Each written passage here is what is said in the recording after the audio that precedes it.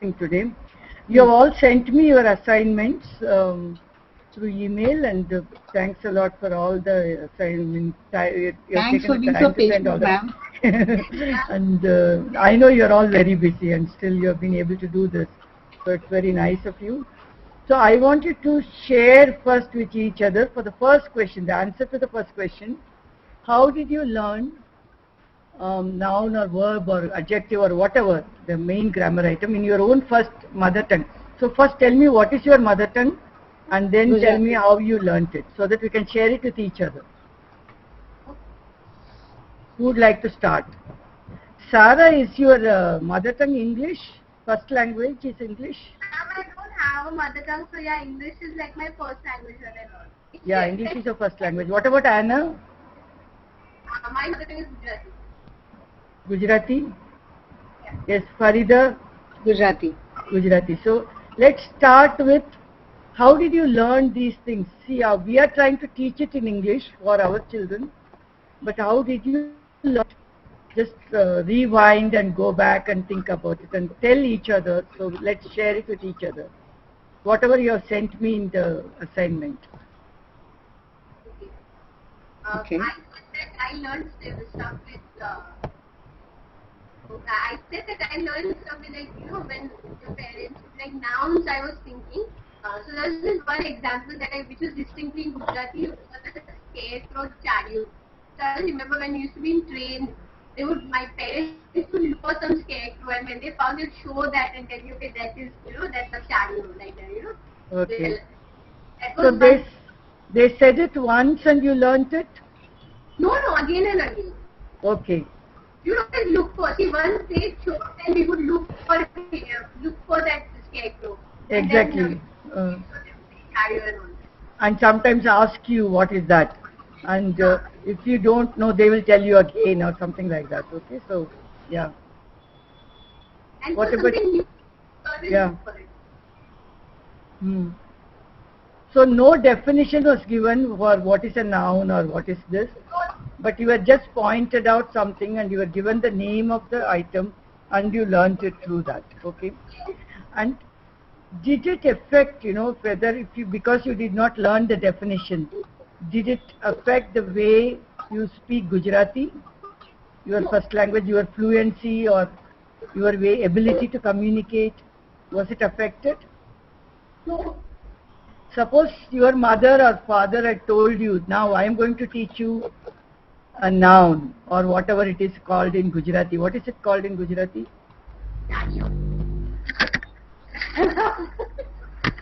What is a noun in Gujarati? Noun in Gujarati is karta. Karta is good. Karta is a person who does the action. For passive voice, you need the actor and the agent and the action. So karta is not really noun. Karta is the subject, actually. Sangya, I think, is the word in Gujarati, no? Is it? Yeah. Sangya is the word.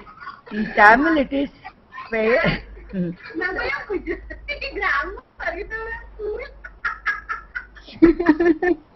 See, you don't know what it is, but you are able to use it properly. Yeah. So that is what we are trying to talk about. Yeah. How did you learn, Sarah? What did you do initially? So you started talking in English. Okay, your mother and father talked to you in English, right? When you were a baby.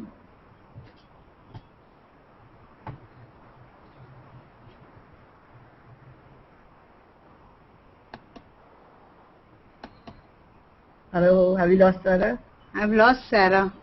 She has really gone back into the past, I think. Frozen. Are you there?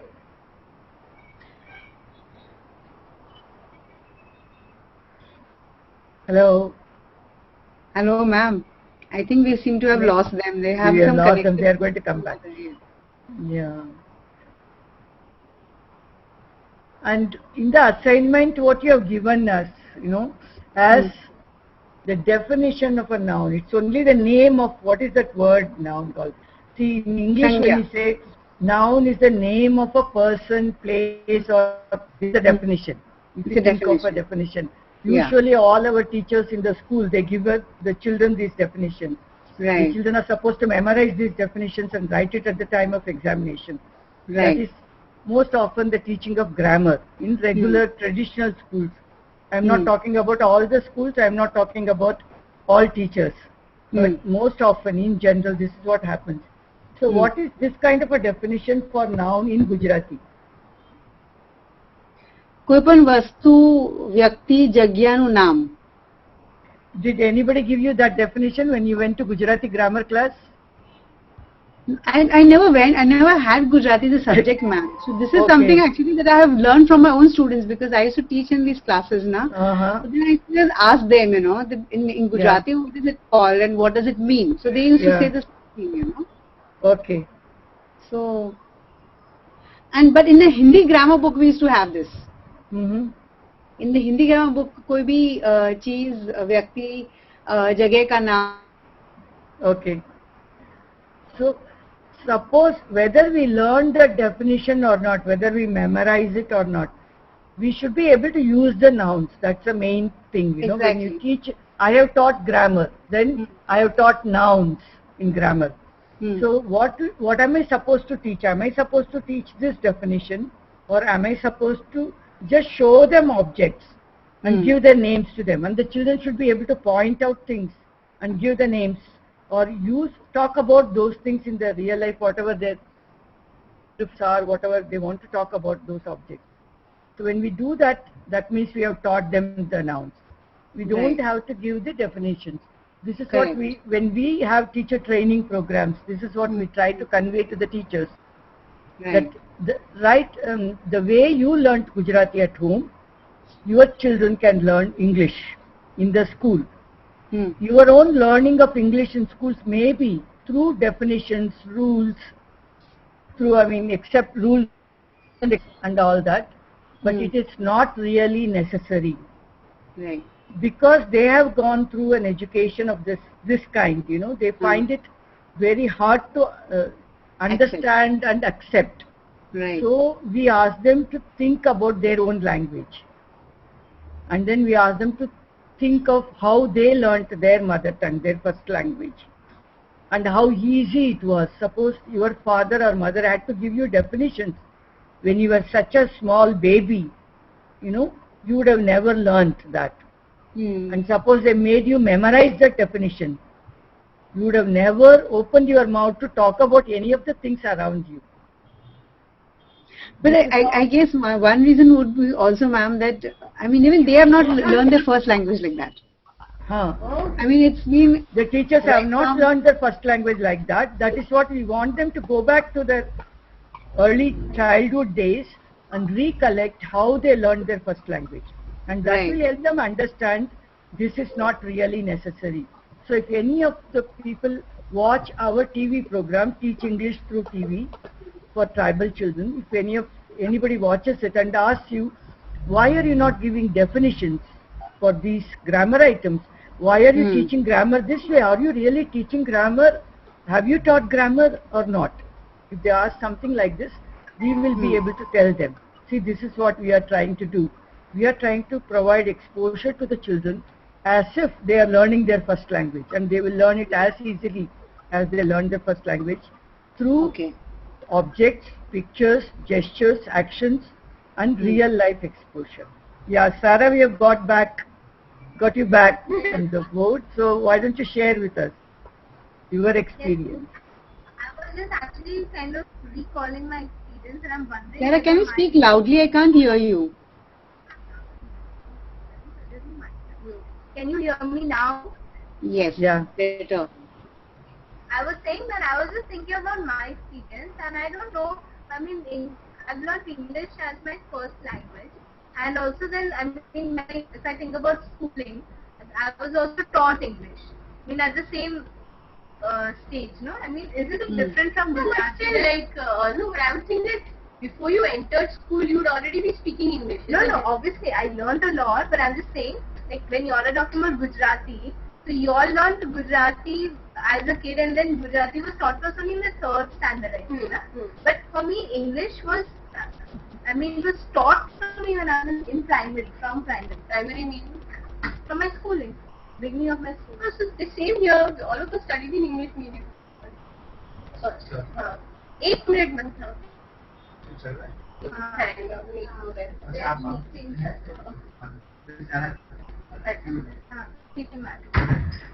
No, actually, you learn English, so that is your not your mother tongue. Na? For me, my mother tongue is like English. Yeah, English I understand what you're saying. Yeah.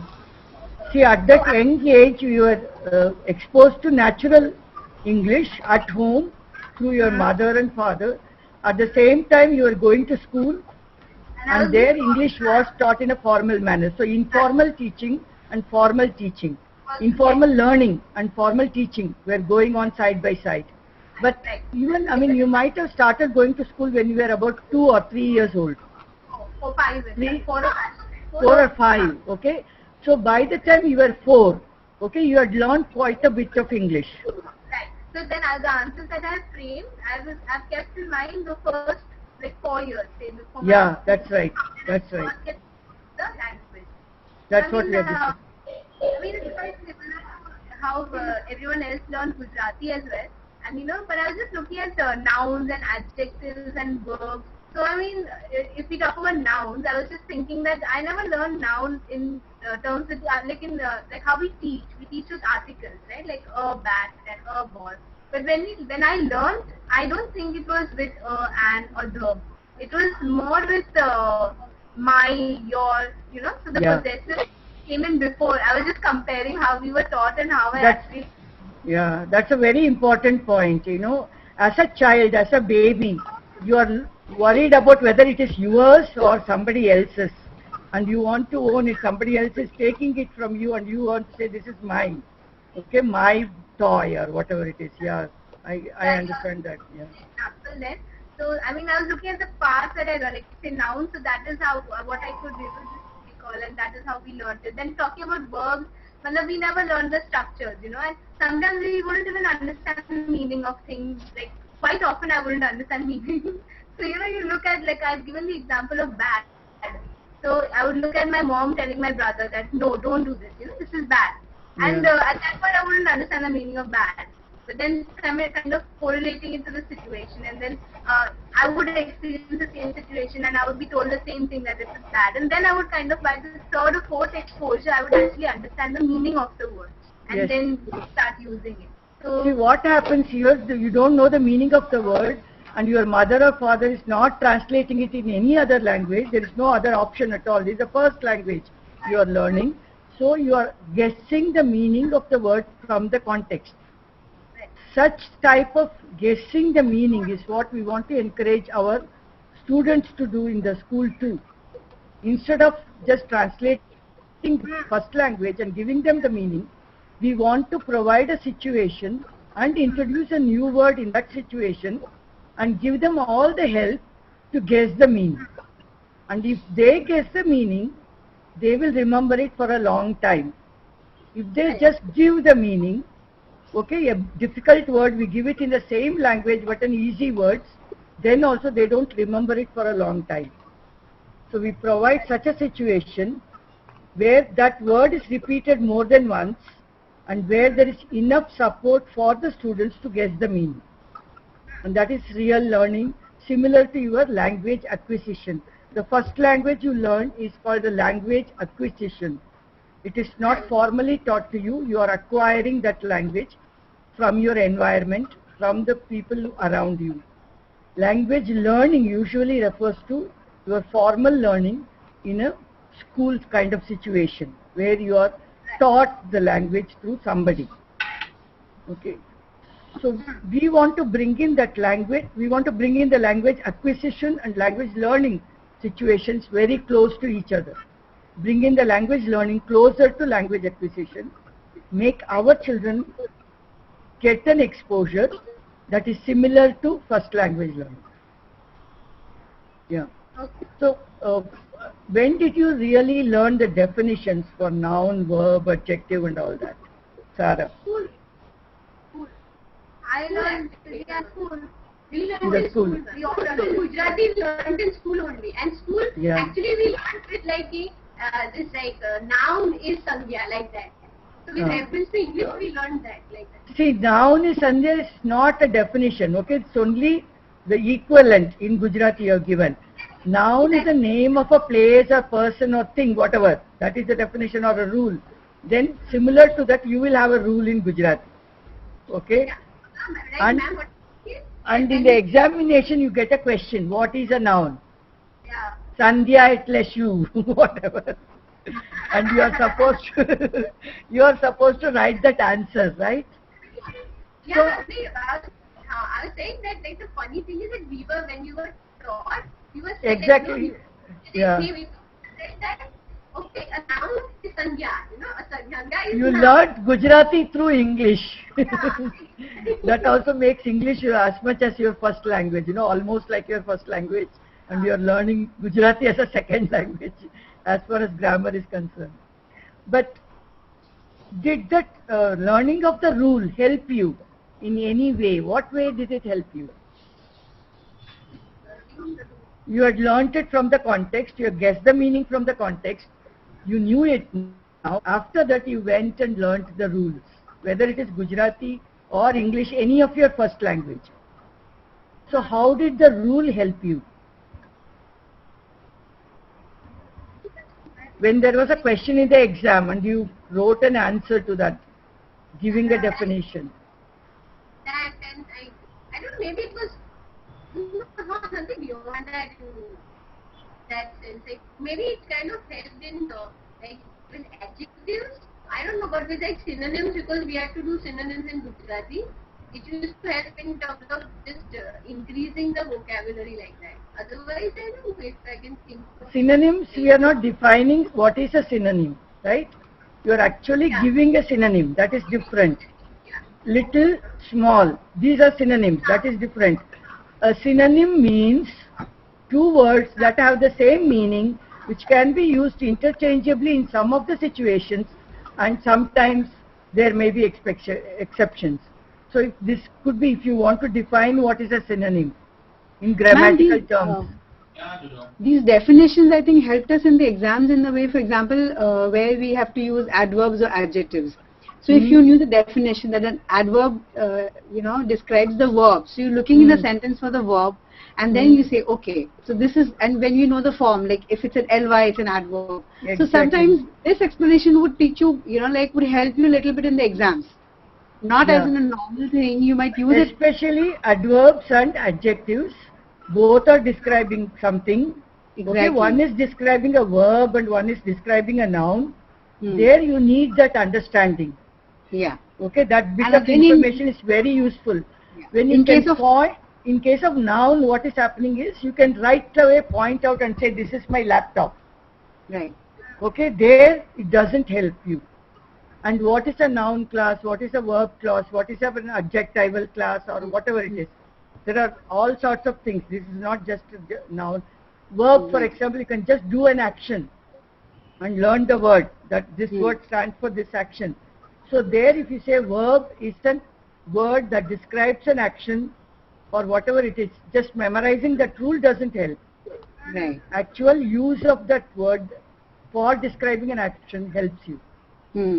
Right? Also, I mean, if I look at I have learned to speak in English. I could speak in English, but I think the rules help me fine-tune the language. I would make mistakes. And then sometimes the rules help. Like if we talk about articles, the H, the silent letter rule that is there, that uses an and. With union and words, like some words you would learn, like in course of course. Yes. But unless you actually knew the rule, then you couldn't apply it for new words and all. So I mean, it helps after you learn the basic language, if you give the rules, you can go to the advanced stage of correcting your own mistakes and improving your language further. Okay, and you can also learn the sophisticated use of language, where there are some subtle differences, like gerund and infinitive. We were talking about one day, I love doing this, I love to do this. What is the difference? We were talking about such things, very subtle differences, where your intention, what you are trying to convey through those selections, these things can be learned through rules. But if somebody gives you a list of rules and starts you off from there, you will not be using the language at all. That's what we are trying to say. After you learn a little bit of language, if you come to the rule and go back to the use and say this is how we are using it, then that the rule helps. Or after you use the language, you give a rule and then try to ask them, go and find out whether this rule, you can find support for this rule in this usage bit or not. Okay, is it, can you see a pattern like this in this bit of language, chunk of language or not? Then the rule will be helpful to you. The rule will not help you, it will not be useful if we begin the class with the rule. We want to begin the class with natural exposure as you learn the first language. Then you go on to giving examples. Examples always help you. Make the children repeat a few of the things as examples. Talk about something related to their life. Then come to the rules and go back to the language and analyze it, maybe, as a consolidation. That is possible. Okay. What was the second question in the... No, second question was the definition one. What is the next one? About the different, see, different uses of simple present. Right? The second question was about take a grammar item, I think, that you have used in your class. Oh, yeah, the three forms. The three things you need to teach. What are the three things we need to teach? Yeah. What are the three things we need to teach? Yeah. Sarah, can you give me the answer? What are the three things you need to teach in grammar? Or in vocabulary? It is the same thing. I mean, what I wrote was like first, I just wrote the whole process. I don't know if I answered the question. Yes, how to teach. What you wrote was the process of teaching, how to teach it. So, what we need to teach, then we'll go to how to teach it. Okay. What we need what are the things? We need to teach them the usage of the grammar item and the structure. Yeah. Those are the things. And the meaning. Anna and Farida, form, meaning and use. Yeah, these are the three things we need to teach. So the form is, say, I am walking, I am reading, I am running.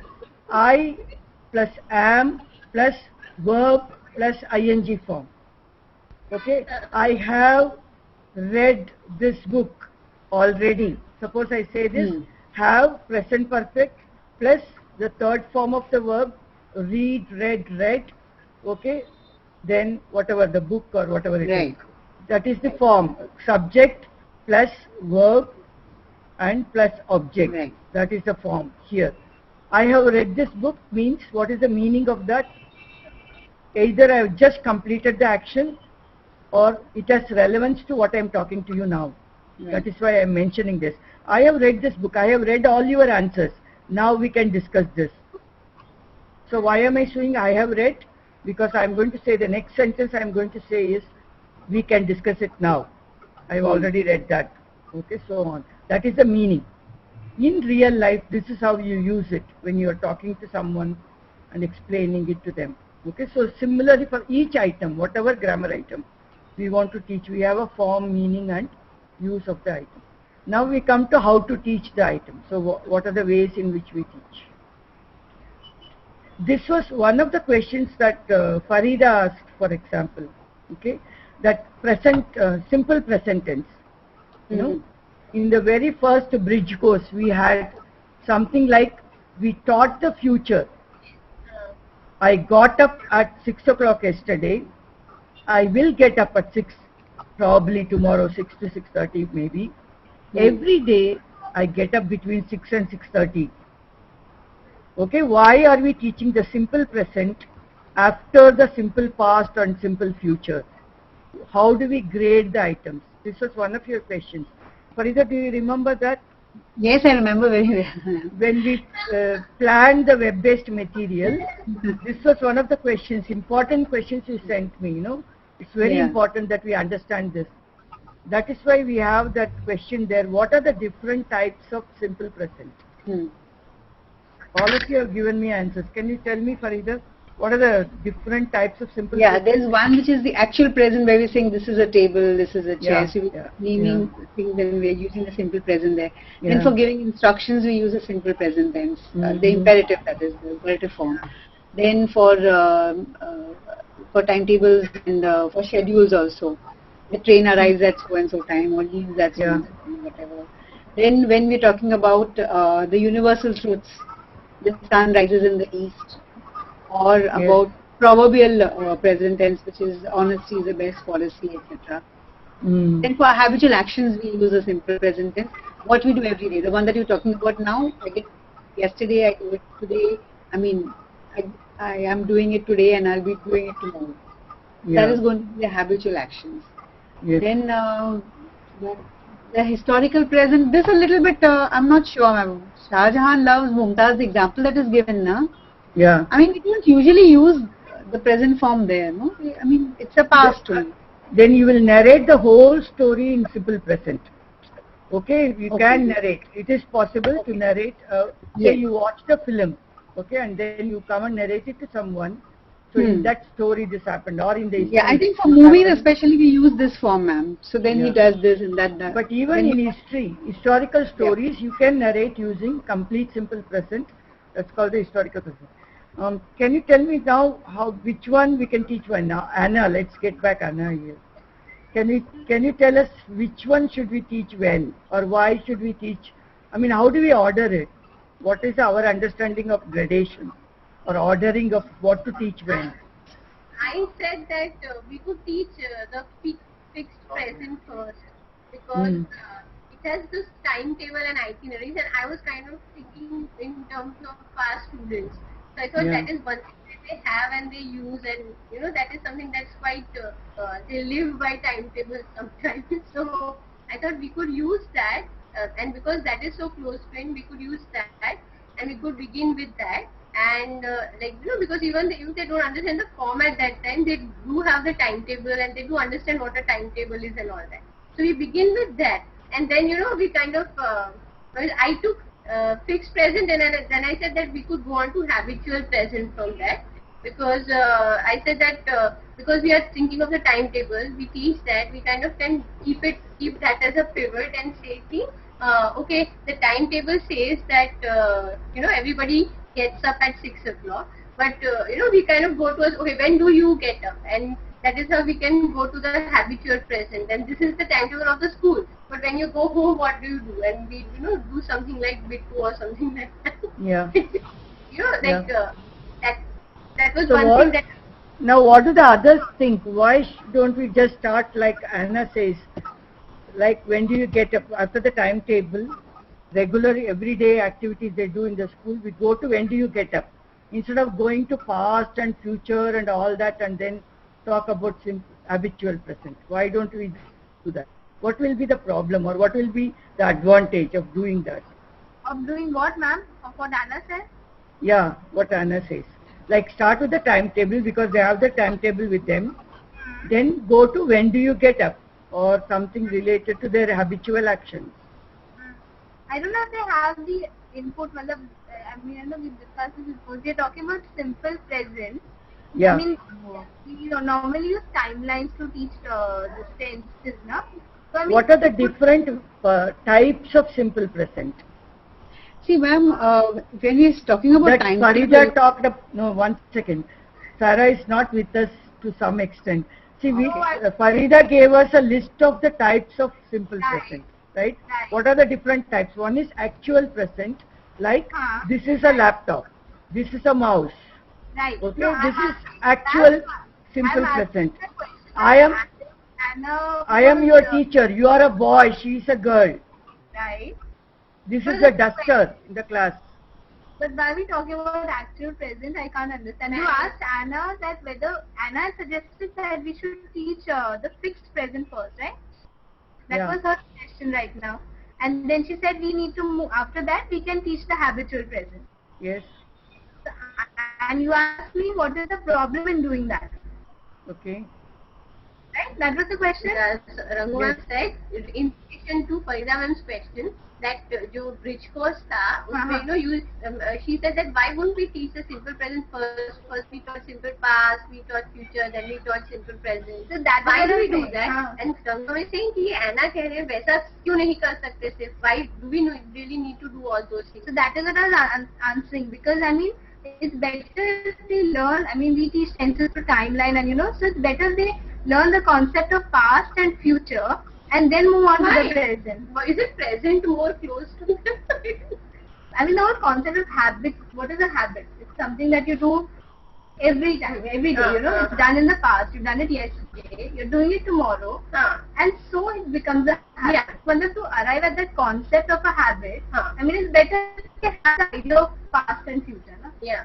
That was my answer. Yeah. I mean, that makes sense. That definitely makes sense. Ma'am, did you hear me? Yes, I think, Sarah explained what I wanted to say actually. See, when you say, when do you get up? How is it different from today morning? When did you get up? Then, when do you get up generally, usually? I'm not talking about today. I'm not talking about any particular day. Usually, I get up between 6 and 6:30. If I say that, in general, that is my habit. On any particular day, I may sleep till 10 o'clock. One day I may get up at 4 o'clock, but in general, most of the days, usually, I get up at this time. This is what I want to say. Okay, to understand that, I have to ask them, when did you get up yesterday? Unless I teach them simple past, how will they know that question? How will they give that answer? When will you get up tomorrow? To understand that, they need to know the will form, future form. Only after they have understood both, we can teach them, when do you get up usually? So you talk about yourself. Yesterday I got up at 6. And tomorrow I think I'm going to sleep a little bit more and I'm going to get up at 6:30. Okay. And today morning I got up at around 6:15. And I think usually every day I get up between 6 and 6:30. Or there may be some people who get up exactly at 6 or exactly at a particular time every day. There are people who are very regular in their habits. So they can talk about that. So the teacher talks about her own habits, habitual actions, then ask the students to tell her about their habitual actions. But only habitual present we are presenting now.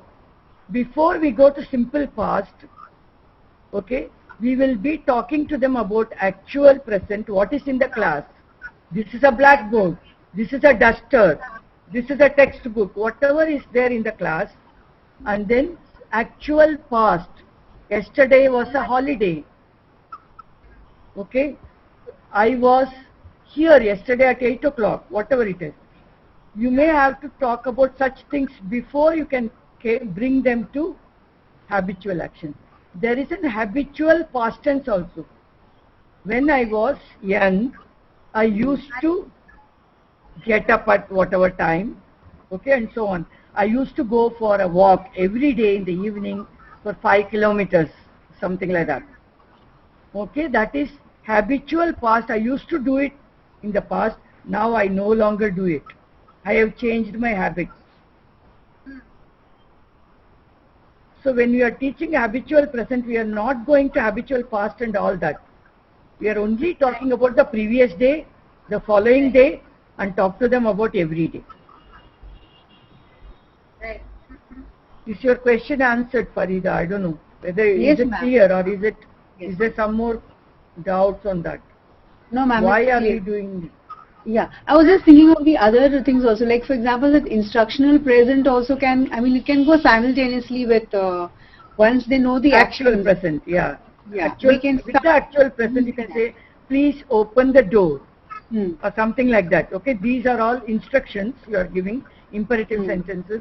So you can have them write this thing. Because in the class, what do you need? You need them to know the words that are related to the classroom. Then Right. simple instructions, open your book, and so on. Close your Right. book, sit straight, stand up please, Hmm. stand in a line, or whatever. You want to give these simple instructions to them. So that will come right in the beginning of your class, beginning of your school time, beginning of your school year. So unless they learn all this, they won't be able to follow any of your later lessons. So you will start, what we are making 2 points here. All the grammar items, okay, need to be graded when you teach. You go with the easier items first and then you go on to the more difficult items. The second point we are making is, within one grammar item, there may be more than one use. So we start with the very simple use first, then we go on to the more complex uses. Complex in the sense of understanding the meaning of the item.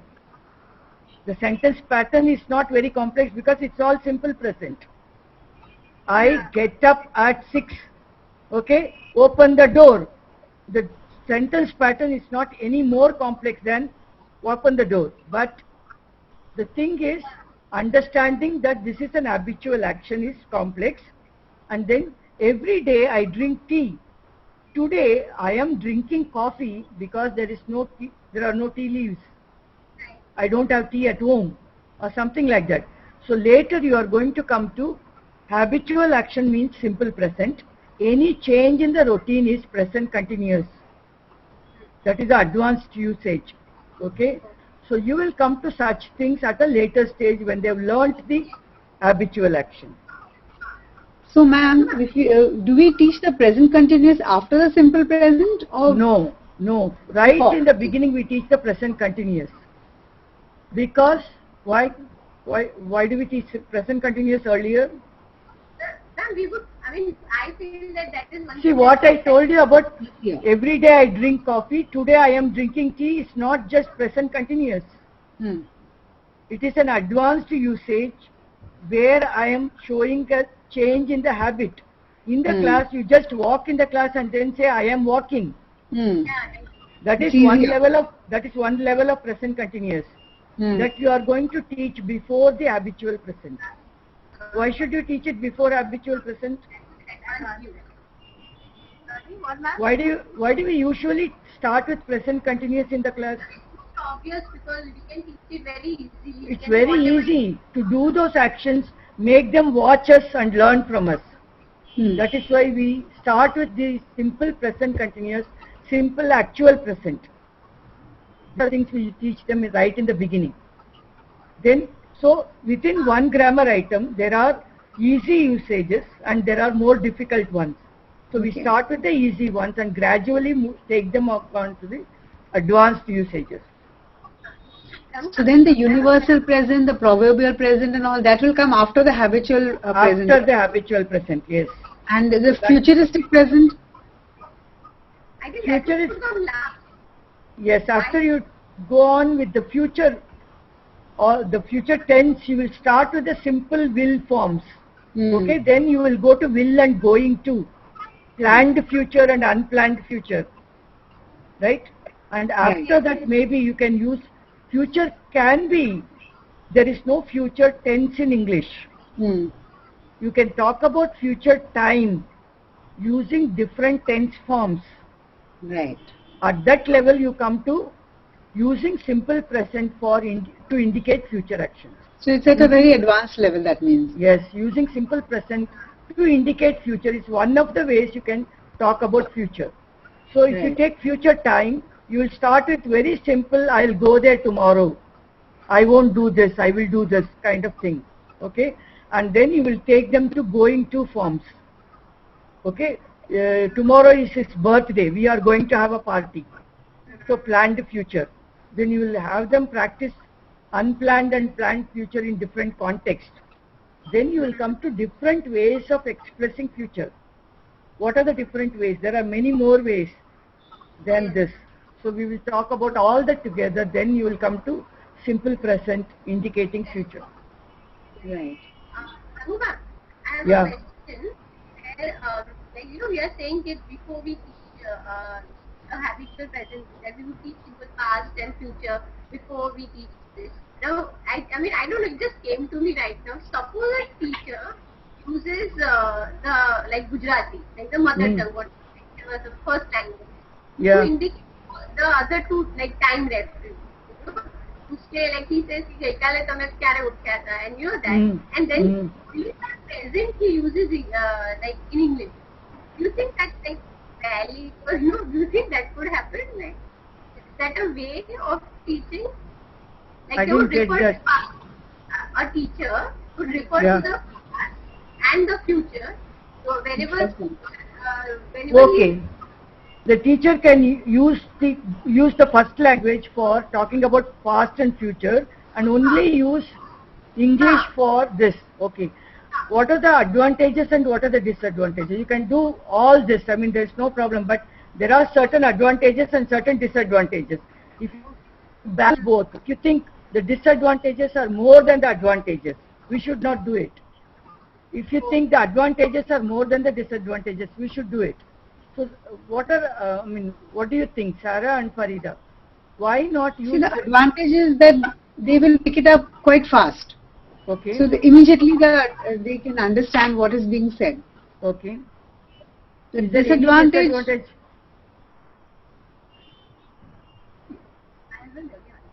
I mean, if you don't want to use the first language, we don't want them to depend on the first, then, like it's always like they'll keep asking, okay, Yeah. in the first language. If you don't want to do that, you want to use the second language only as a teaching medium, then it would create problems, no? Sarah, what do you think? Ma'am, I'm still trying to, I'm just figuring out what Anna was saying is, suppose you're teaching them simple present, okay? So we give an example in the past in Gujarati and the future in Gujarati. So, काले એને ગઈકાલે તું ક્યારે ઉઠેલો? કાલે તું ક્યારે ઉઠીશ? Like And then that would આજે ક્યારે ઉઠ્યો? But then, એનો મતલબ that you wake up at like that. oh, okay. See, I don't know that would be needed, because we are saying that if we are talking about habits to present, we have already taught them past and future. No, I'm saying Only instead of that, could a teacher use such a technique? instead of teaching them past and future. Because they know Gujarati anyway. I mean, No, I'm just saying that, we want them to get the concept also clear, and basically we are teaching English, right? So we're teaching them the past and the future, and ideally we should be doing that. We want them to learn, ideally. we want them to learn past and future also in English, Anyway, right? So that, But then why not teach the present first? And I mean, what's the? वो भी teach करना ही Then पड़ेगा how would past. you teach the past then? हाँ. what? Teach what? How would you teach the past? When you come to the past, simple past, then how would we teach that? The teacher would explain the simple present like this, speaking in Gujarati about the past and about the future. Then when he has to teach the simple past, how will he teach that? What's the past he teaches from the reference of this teaching of present?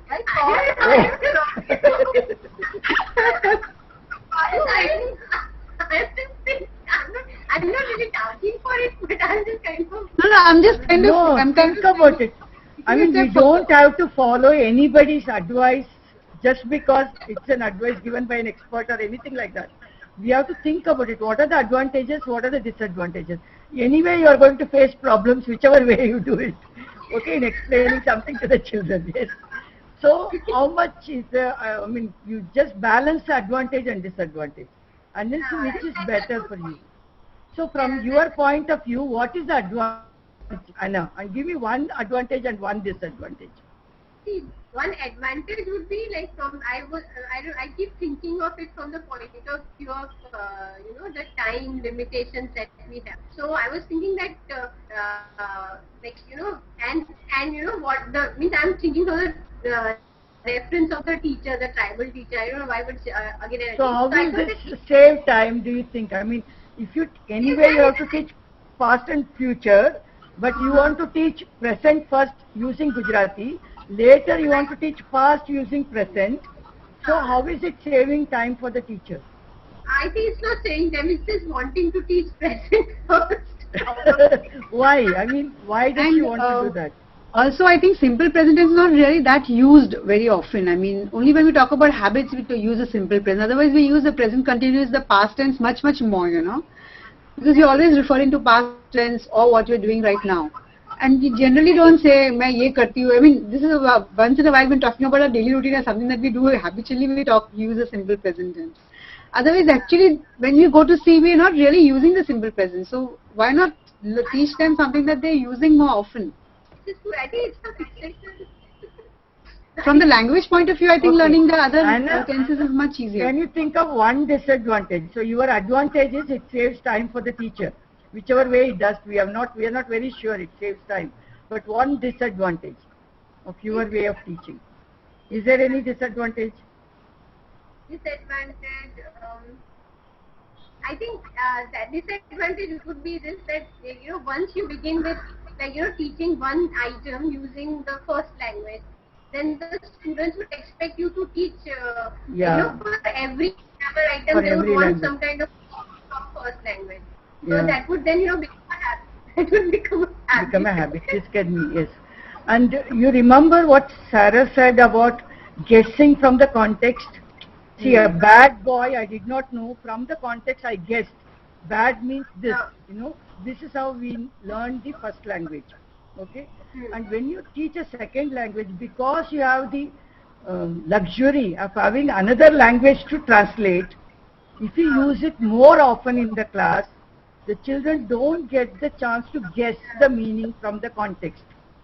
Here what we want to do is to, as far as possible, use English in the class and help them to guess the meaning through pictures, through actions, through gestures, through various means. We help them guess. And if they cannot guess, we give them the Gujarati or whatever language, first language help, we can give them. But we don't want to give it right in the beginning. We want to give it as a last resort. Right. That we are not able to let them guess in any way. I want to give the first language. This may be one way of doing it. The disadvantage, like you said, is the teachers are used to doing things in a particular way. Okay? And they may think that this saves them time. Okay? But in fact, when you think of how much work you have to do later and how much you are going to get caught in your own net of using mother tongue, the teachers will realize that it's not worth it. It's much better put in a bit more effort right in the beginning and get them to listen to English more, try to guess more, and that will help me make my life easier later. For all the advanced usages, sometimes you may not have the Gujarati version. For example, I talked to you about simple present and present continuous. Every day I drink tea. Today I am drinking coffee. Can you tell me this in Gujarati? Darroj હું ચા પીઉં છું, પણ આજે હું coffee પી રહી છું. coffee પીઉં છું. Suppose I say darroj હું ચાય પીઉં છું, આજે coffee પીઉં છું. It is right. You can use simple present for both in Gujarati but not in English. When you come to such usages, you are going to get into trouble. That time what will you do? If at all you want, you can say in Gujarati it is okay to say it this way, but in English you have to say it this way. Right. And then You have to explain that. Like if you go beyond mother tongue, so then that is a real issue. Yes, so as far as possible, we want them to introduce, sometimes they get chunks of language, like I get up at 6, without understanding whether it is habitual present, it is something and all that. They just learn some bits of language just by listening to you. That day you are not even teaching them simple present, habitual present. You are talking about something. Okay? Oh, every day I get up very early, but today I got so late and I missed my bus and this happened, that happened. If you talk like this, they do understand it because of the context. And they might even learn I get up at. But they wouldn't know the real use, when to use it, what is the limitation of that structure, where I cannot use it, and so on. At that time, it's necessary to make a good presentation. Yeah. I wanted to just ask one thing. I mean, when we are talking about habitual present, when we are teaching them, so we are assuming that ideally we should teach them simple past and simple future, right? Yeah. So by the time we come to habitual present, they already have an idea about what simple future is and what simple past is. And why can't we teach futuristic present, before the habitual one, when they already have an idea of the concept of future?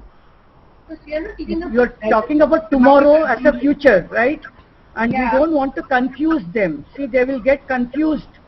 When you talk about habitual actions that are happening, crossing over, you can have a timeline and draw a line from past to future, right? Right. And that's the way you can present the habitual present. You know, yesterday, tomorrow, and this is what happened. So we do not want them to get confused between two similar looking tenses, Okay. which will give two different meanings. Okay. So we want to avoid such conflicts. Hmm. That's why we carefully grade the items and try to avoid conflicts. Okay. Okay. So we start off with the actual present, we move to instructional present, then we can kind of teach them. Maybe go to earlier and- present continuous and other tenses. Then have games with the simple past also, like what is the past continuous and simple past. You can have actual past and past continuous also. Then go to simple future, which is for tomorrow. You have a few things, you know, tomorrow, like your timetable or anything you can use. When will you have this English class tomorrow at 9 o'clock or whatever it is? Such simple past things. Even in simple past, there will be different varieties. You know, you are going to give this very, very simple past, in the simple future, in the beginning. Then talk about everyday activities. And for most of the everyday activities, even in higher classes, our children always say, I am living in this place, okay, Baroda or whatever. Even if it is their native place. I am coming from, okay, this place. Actually, they should say, I come from, if it is their native place, or that is for a longer duration. Usually, simple past covers a longer duration, which encloses the past and the future. Present continuous is momentary actions, temporary actions that is not going to last for a longer time, which is difficult, especially for Gujarati students to understand, because in Gujarati you use both the tenses almost in the same way. Similarly, yes. So ma'am, after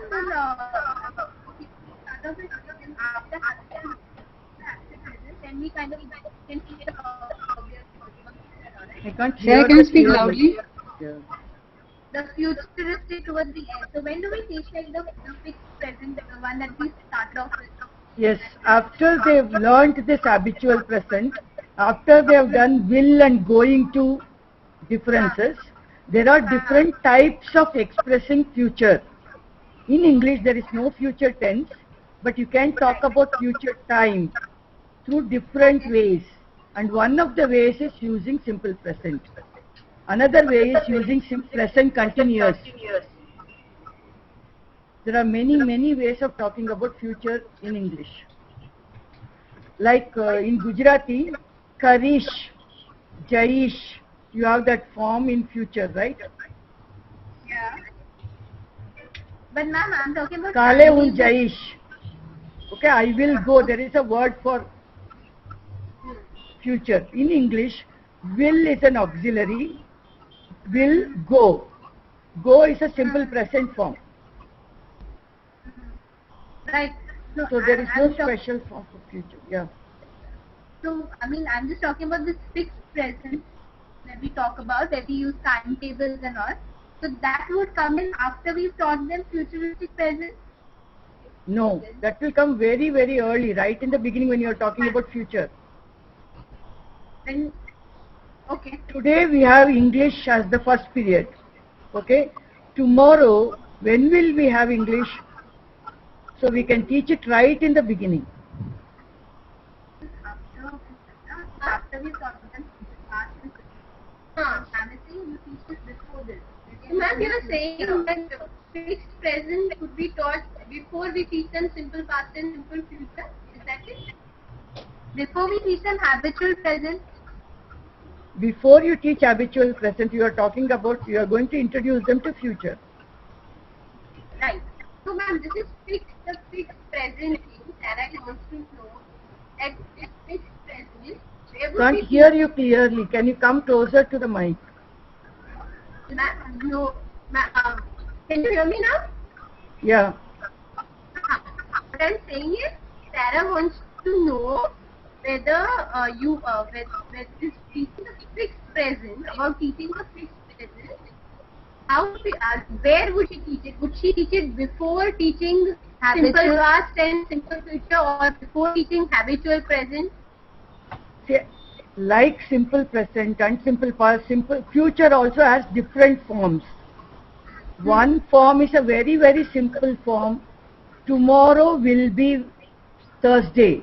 Is it Thursday or Wednesday or whatever? What is it tomorrow? Thursday. Okay. Today is Wednesday. Tomorrow will be Thursday. This is a very, very simple use of future, right? We will teach this kind of future right in the beginning. After actual present and actual past, we can teach something like this. Very simple form of the future. Okay?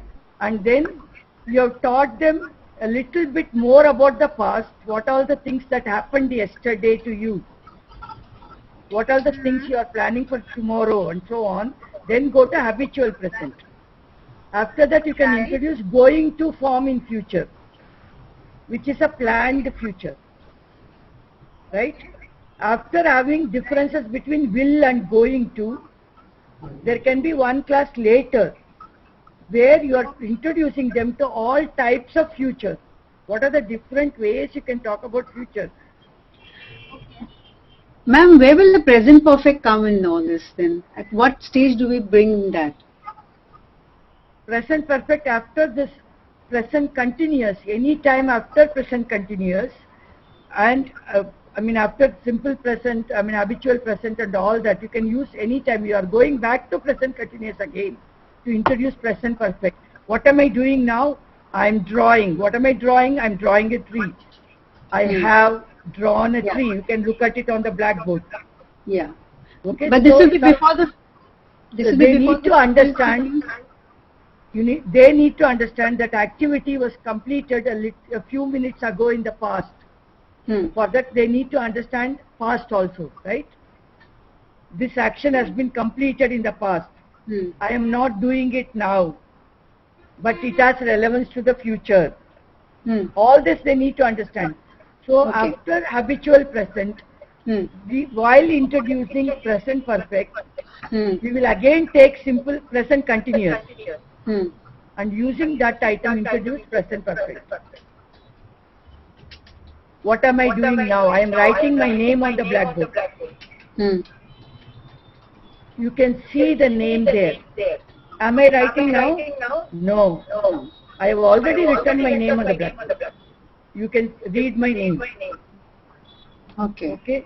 So I have introduced present perfect using present continuous.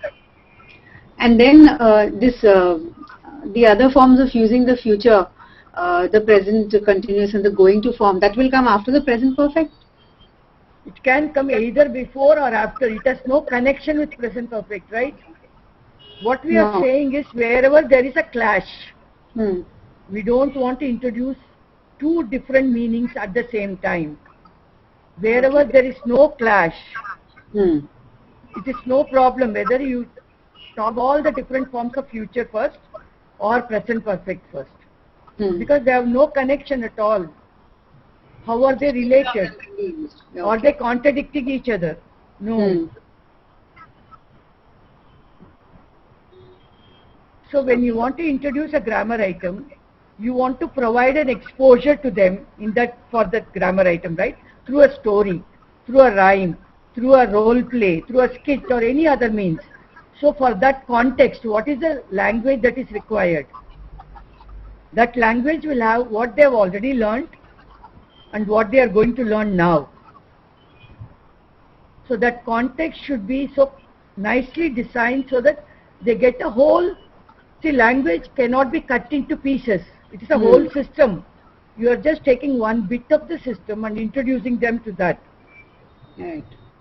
So while giving them something on a present perfect, a story on present perfect, so like we had this Mullah Nasruddin story. Do you remember? So Mullah is reading a book. We say you are using the present continuous. Okay, he has finished reading the book, he's putting the book on the table, and look, his ring is falling off his finger, whatever. We had a context like this, right? We might have used some form of the present tense, actual present. The book is lying on the table now. That is, what is that? Actual present. He is closing his book. That is present continuous. He has finished reading the book. That is present perfect. So we are using more than one grammar item in that context. So we have already introduced present continuous.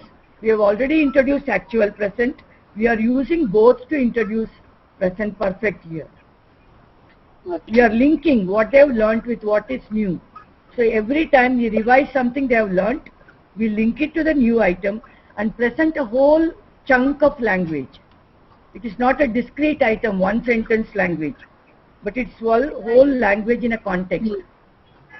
And in this context, I have not got any future there. So suppose future is not taught before, there is no problem. But suppose that story requires a future sentence, going to. He is going to search for the ring somewhere or whatever it is. I should have introduced it before. Right. Otherwise, I cannot include it in that story there. Right. Right? So ma'am, then there is no fixed gradation as such, is there? This gradation, we are working out this gradation, keeping in mind the knowledge that the children require to understand the new item. Every time we present something new, we know this is what they should have known before this. Then only they can understand this. Keeping this in mind, there is no fixed gradation. Nobody has worked it out. I mean, there are many structural syllabuses that are available online. If you go and search for structural syllabus, you will get a lot of them. Then came the functional syllabus. You take a function, for example, suggestion, making suggestion. What are the different types of ways you can make suggestions in? That was a functional syllabus. Then you will go to communicative syllabus. In this situation, to communicate, what is the grammar or what is the language that you require? That's a communicative syllabus. So there are different types of syllabuses available. For our present situation of teaching English through TV for tribal children, what we are trying to do is to present chunks of language to our children, provide them a very natural exposure to language through stories, rhymes, skits and other means. But for each item, whatever we are presenting, we try to fix that language in such a way that they have already learnt a part of it. They are learning one new item in that particular class. This is how we are grading our lessons. Our lessons are not structural approach, based on structural approach. It is not completely based on functional approach. Okay? It is a mixture of different approaches, keeping in mind the tribal children, the needs of the tribal children in Gujarat. Right.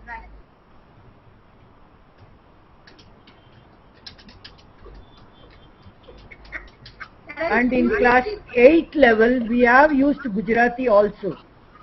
Right? It's not that we have not used Gujarati, but we have used Gujarati in such a way that they have to listen to both the languages to arrive at the meaning. Right. They have to guess part of it, they know part of it. From known, they are guessing the unknown. That's how we have structured the Gujarati use. In class 9, we are not using Gujarati. We are providing more and more exposure to English. Right.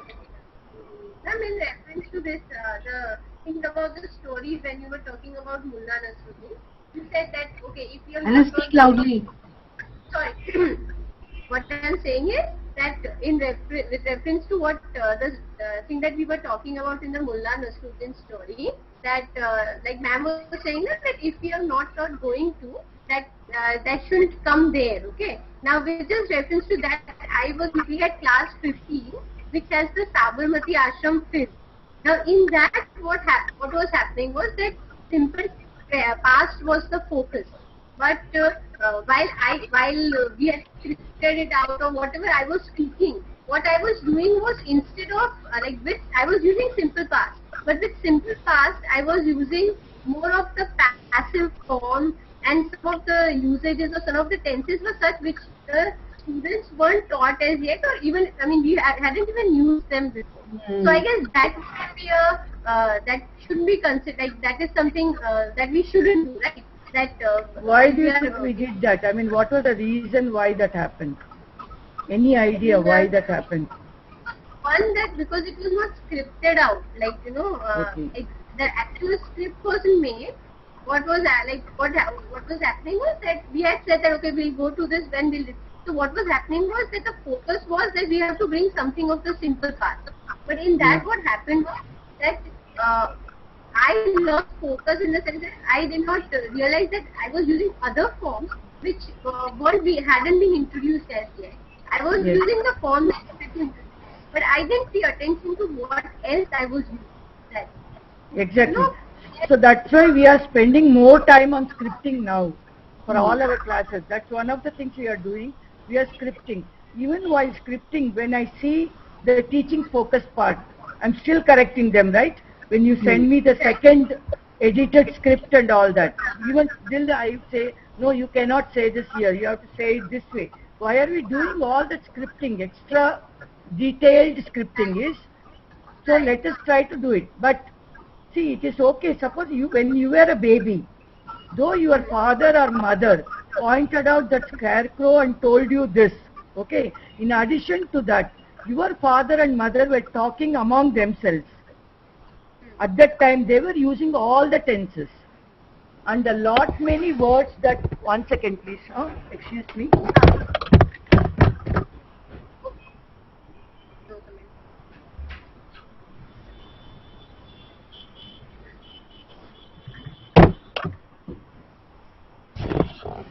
Sorry. See, a lot of language that you listen to as when your mother and father talk to you, and even when they talk to you, they are not going to grade your syllabus like this. Can you hear me? Okay, they are not teachers, they are not grading. Still you learnt your language, right? So in any natural conversation, natural language, some of the items which cannot creep up, reduce them.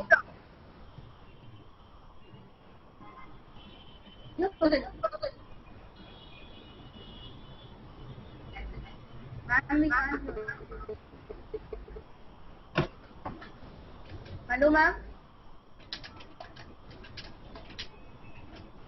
Faida, ma'am? Yeah, I'm here, but we've lost ma'am. Okay. Can you hear me? Yeah, we can hear you. Let's gossip while she's away. What are you typing, Anna? You are frozen. So what did you make for lunch today? Sorry?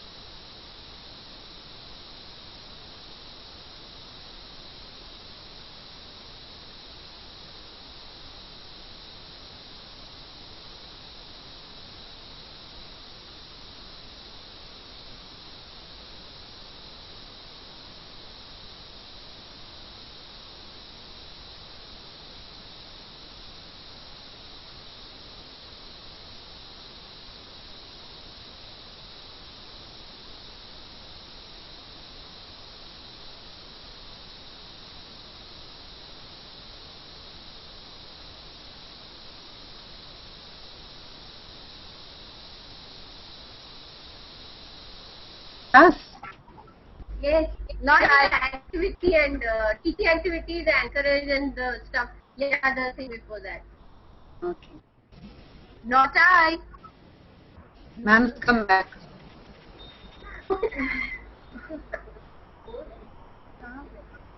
Hi, ma'am. Ma'am, we're back. Good morning. Hello, ma'am. Ma'am.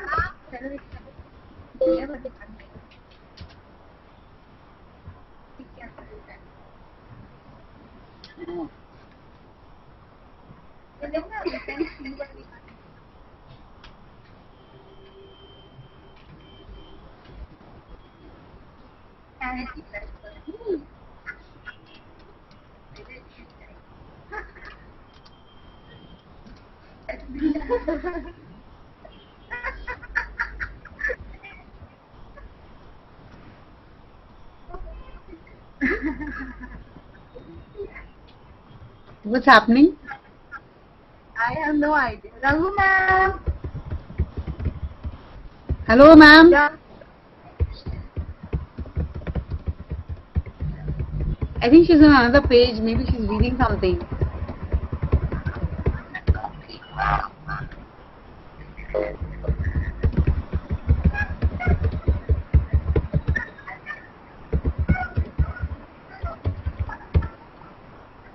Faiza, ma'am, how are you getting clever?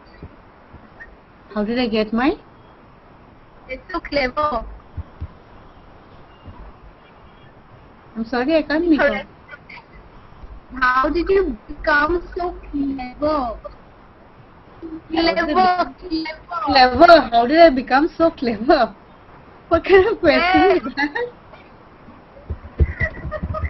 Oh, you said she was Hello. reading something and made it on My another screen is page. blank, so I'm not able to see you. Okay, I can hear you. Ma'am, I can hear you.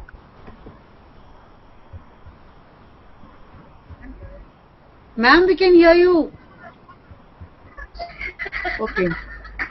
Okay. So let me just continue with this and complete this, what I was talking about. I can't hear you anyway, but I'll just complete what I was trying to tell you, in the sense that there will be more exposure to language than you can understand at a given time. And see, even as a child, when you are learning language, you listen to language from all sides and different people, and you may not understand everything that you listen to at that time, but that is a preliminary exposure to the language, and at a later time you listen to, you understand it. Like Sarah was saying about this bad boy, when she listened to it the first time, she did not understand. A few repetitions after, she was able to understand. Similarly, you get acquaintance of the language, the chunk of language happens right in the beginning, and as you come across it at a later stage, in a different context, in a more detailed explanation or something like that, with a more detailed explanation or something, you will try to understand it. Okay, so it is okay if one or two sentences have cropped in and we are not able to control that language. It should not be controlled so tightly that it's an unnatural use of language. Natural language use cannot fall into a box or a bottle, cannot tighten it and then say nothing more than this. So it has to be natural. So it's okay if it is there, but we have only this 40-45 minutes lesson time we have. We try to use it to provide exposure to the item we are teaching as much as possible. So we try to control the language as much as possible without losing the naturalness of the language. Yes, the time limit is a constraint, and because of that we try to avoid other distractions and focus on what we want to teach for that particular day, and try to focus on that particular item without losing the naturalness. We should not use artificial language and have all the sentences in one structure, present continuous or present perfect or whatever. So we need to have 2-3 structures together as we usually use it in a natural language. Yeah, that's all I would like to say today. Okay. please discuss your own grammar item which you have planned the lesson, and then I'll send you an email with, send me an email with any of your questions. Okay. After your discussion. I'm just going to close this now because I can't see any of you and can't hear any of you. Okay.